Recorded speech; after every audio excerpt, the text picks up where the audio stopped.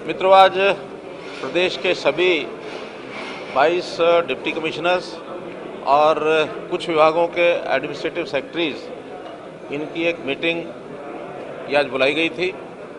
कुछ विषय जो लगातार चल रहे होते हैं उनकी समीक्षा और उसमें जो भी कोई विषय नया ध्यान में आता है उसको लागू करने के लिए उनको निर्देश दिए जाते हैं।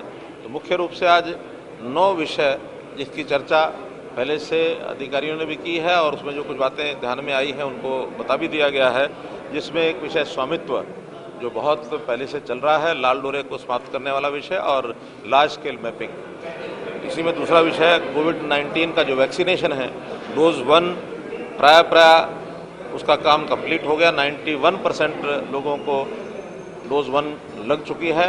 सेकेंड डोज 52% लोगों को लगाई जा चुकी है। तो इसमें भी तेज़ी ला करके मुझे लगता है कि अगले और एक 15 दिन में इसमें गति ला करके इसको पूरा किया जाएगा। मेरी फसल मेरा बोरा उसका जो रजिस्ट्रेशन अभी जो फसल है नई लगाई गई है उसका काम शुरू हो गया है। 88 लाख एकड़ ज़मीन का रजिस्ट्रेशन ये हमारा टारगेट है। अभी तक क्योंकि शुरुआत हुई है तो 12% ही हुआ है, लेकिन उसमें समय पर वो हो जाए, तेज़ी लाने के लिए उसके लिए जनवरी महीने तक चलेगा, उसमें भी अलर्ट कर दिया गया है। अंत्योदय परिवार उत्थान मेला जो भी लगाए जा रहे हैं, 162 मेले लगने हैं, जिसमें से अभी तक 109 मेले लगाए जा चुके हैं।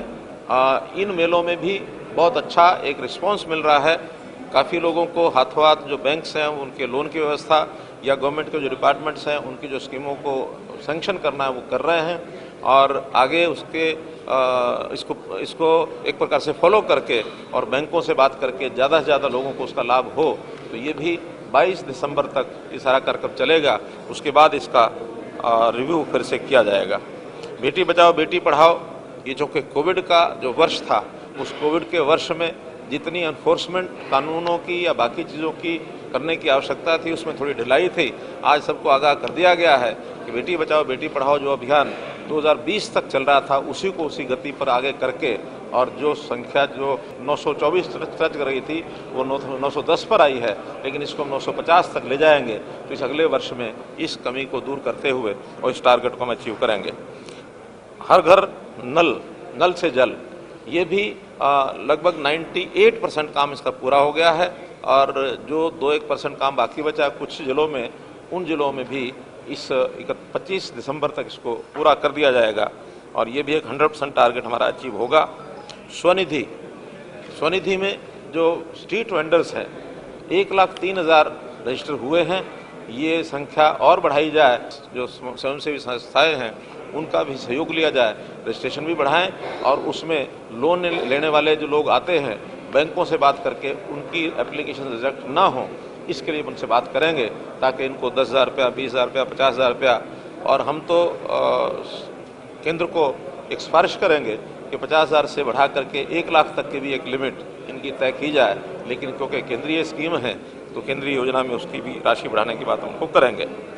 इसी प्रकार इनकम वेरिफिकेशन जो परिवार पहचान पत्र के अंतर्गत चल रही है, फेज़ 1 का काम पूरा हो गया, फेज़ 2 का भी काम लगभग पूरा है, फेज़ 3 का काम अभी 50% हुआ है, उसको भी हम बहुत जल्दी पूरा करके और हमारे जो 1,80,000 से नीचे के जितने परिवार हैं उनकी इनकम वेरिफिकेशन का काम ये भी डिप्टी कमिश्नर को कहा है इसको भी शीघ्रता इसको पूरा करें। HTET की परीक्षा ये अभी आ रही है 18-19 दिसंबर को, तो उस परीक्षा की भी व्यवस्थाएं सब ठीक हो जाएं और उसमें भी सभी प्रकार के ध्यान रखे जाएं ताकि परीक्षा देने वालों को किसी प्रकार की कठिनाई ना आए। ये प्रबंध भी स्टाफ सिलेक्शन ने कर दिया है कि जिनको दोनों परीक्षाएं देनी उनको एक ही सेंटर पर दोनों परीक्षाएं होंगी, जिनको एक परीक्षा देनी है उनके सेंटर अलग होंगे।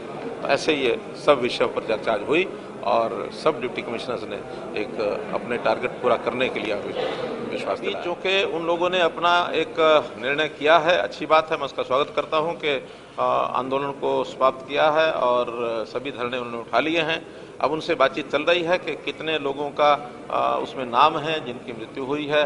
ऐसा एक वेरिफिकेशन का काम हम करेंगे, जैसे वो सूची उनकी आएगी, उनकी सूची उन्होंने दी भी है तो हमारे पुलिस डिपार्टमेंट उसका वेरीफाई करके और फिर उनके साथ बैठेंगे तब तक करेंगे। मुकदमे वापस लेने की बात हमने कही है और उसमें भी सभी डिप्टी कमिश्नर्स और एसपीज, डीएज मिल करके और वहाँ रिपोर्ट बनाएंगे कि कितने मुकदमे तुरंत इमीडिएटली वापस लिए जा सकते हैं, कितने ऐसे हैं जो पहले कोर्ट में चले गए हैं उनको कोर्ट के द्वारा वापस कराना पड़ेगा। तो उसमें कई प्रकार की कैटेगरीज हैं, उनका अलग अलग समय पर वापस होगा। टोल तो कुल मिलाकर के पहले भी लगता था, अभी भी लगेगा। टोल में जब टोल खुल जाएंगे तो उसके फेयर नहीं बढ़ने वाले हैं कोई, क्योंकि टोल तो पहले इनबिल्ट था सारी चीज़ों में।